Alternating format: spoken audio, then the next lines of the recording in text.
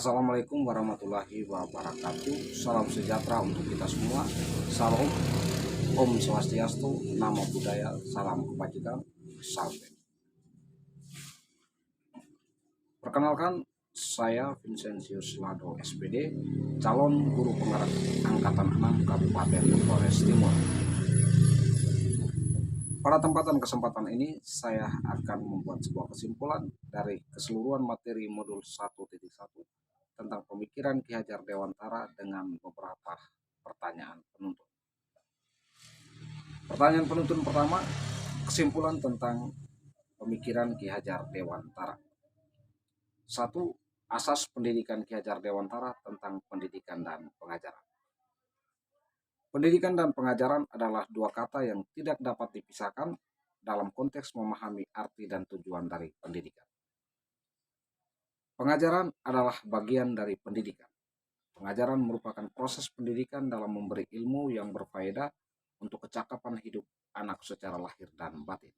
Sedangkan pendidikan memberikan tuntunan terhadap segala kekuatan kodrat yang dimiliki anak agar ia mampu mencapai keselamatan dan kebahagiaan yang setinggi-tingginya, baik sebagai seorang manusia maupun sebagai anggota masyarakat.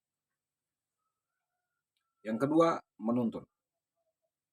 Tujuan pendidikan yaitu menuntun segala kodrat yang ada pada anak-anak agar mereka dapat mencapai keselamatan dan kebahagiaan yang setinggi-tingginya, baik sebagai manusia maupun sebagai anggota masyarakat. Oleh sebab itu, pendidik itu hanya dapat menuntun tumbuh dan hidupnya kekuatan kodrat yang ada pada anak-anak agar dapat memperbaiki lakunya, hidup, dan tumbuhnya kekuatan kodrat anak.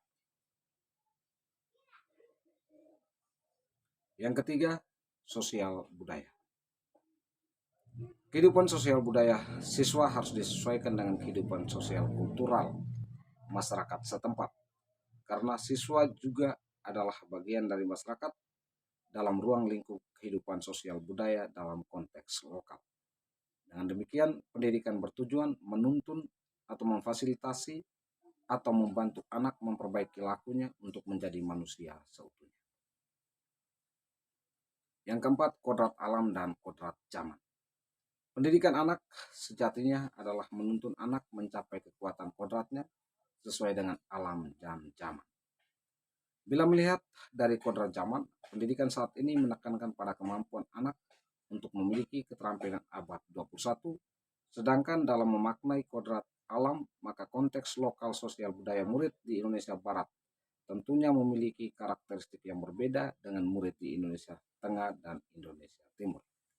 Oleh karena itu, selaku pendidik tetap mengikuti kodrat zaman, namun tetap memfilter agar tidak berpengaruh besar pada budaya lokal masyarakat setempat.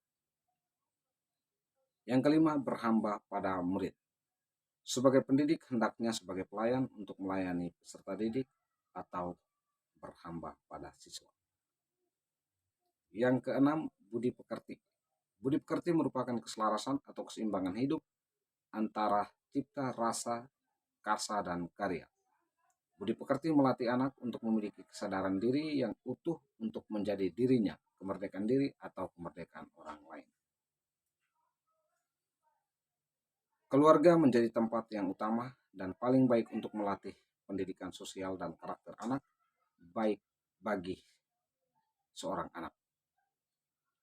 Keluarga merupakan tempat persemaian pendidikan yang sempurna bagi anak untuk melatih kecerdasan budi pekerti atau pembentukan watak individual. Keluarga juga merupakan sebuah ekosistem untuk mempersiapkan hidup anak dalam bermasyarakat dibandingkan dengan institusi pendidikan lainnya. Alam keluarga menjadi ruang bagi anak untuk mendapatkan teladan, tuntunan, pengajaran dari orang tua. Oleh sebab itu, peran orang tua sebagai guru, menuntun, dan pemberi teladan menjadi sangat penting dalam pertumbuhan karakter bagi anak. Pertanyaan penuntun yang kedua, refleksi dari pengetahuan baru dan pengalaman baru yang saya peroleh dalam modul ini dan perubahan diri yang saya alami dan dalam praktek di sekolah dan kelas. Sebelum saya belajar modul tentang pemikiran Ki Hajar Dewantara, maka pendidikan dan pengajaran yang saya lakukan di sekolah dan kelas saya adalah terikat pada kurikulum dan proses pembelajaran disesuaikan dengan kurikulum tanpa mengedepankan pembelajaran merdeka. Bertolak dari saya mengikuti pembelajaran pada modul 1.1 tentang filosofi pemikiran Ki Hajar Dewantara, maka saya mengubah pola-pola pembelajaran saya dengan cara pembelajaran merdeka.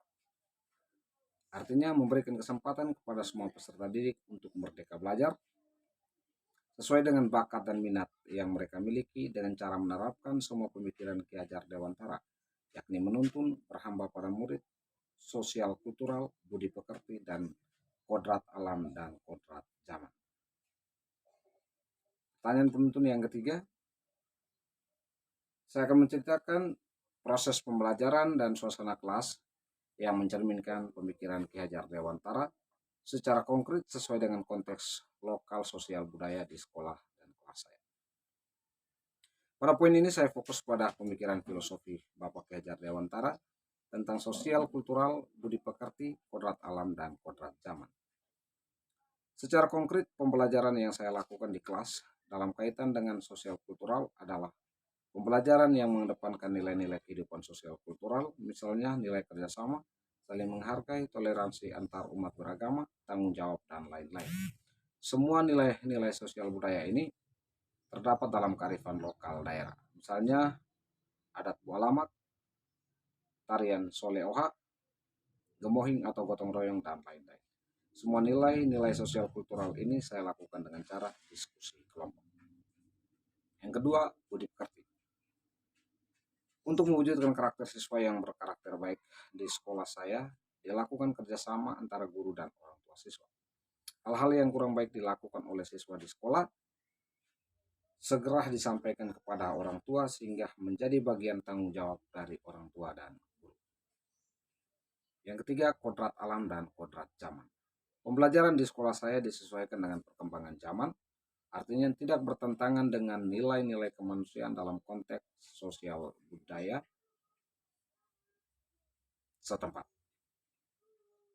Berkaitan dengan kodrat alam, siswa dibimbing atau dituntun dalam melakukannya sesuai dengan bakat dan minat dalam diri.